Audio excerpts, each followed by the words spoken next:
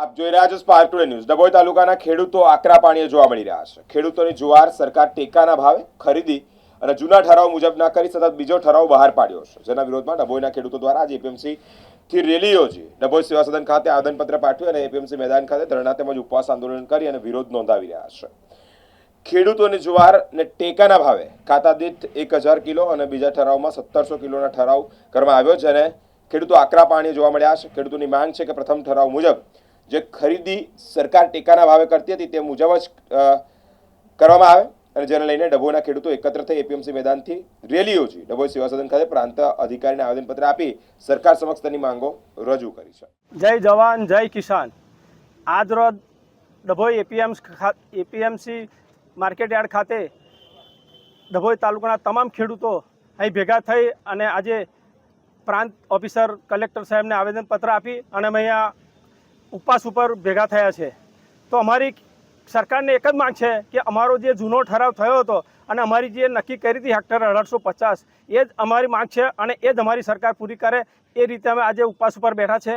અને બીજી વાત કે અત્યારે ખેડૂતને કેટલું પાકે છે એ કુદરતના આધારિત છે, બાકી સરકાર નક્કી નહીં કરતી કે ખેડૂતને આટલું જ પાકે છે અને અમે આટલી ખરીદી કરીશું।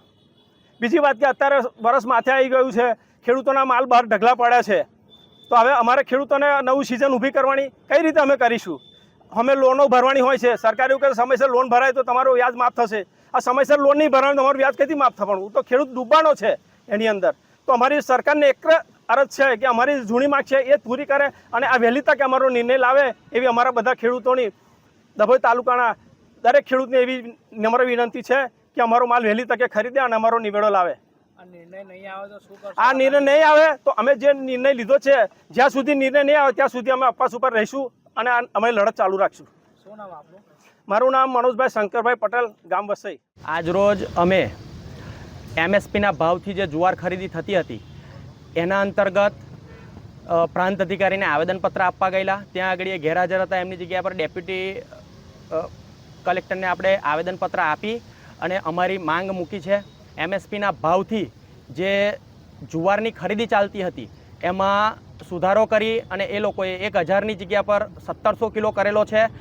પ્રથમ ઠરાવ પ્રમાણે મૂળ ઠરાવ પ્રમાણે સરકાર ખરીદી કરે એવી અમારી માંગ છે અને 1 મહિનાની અંદર આ ત્રીજી વખત એ લોકોએ ઠરાવ બદલી કાઢેલો છે, તો એનાથી ખેડૂતોને બહુ મોટું નુકસાન થાય છે, આર્થિક નુકસાન થાય છે।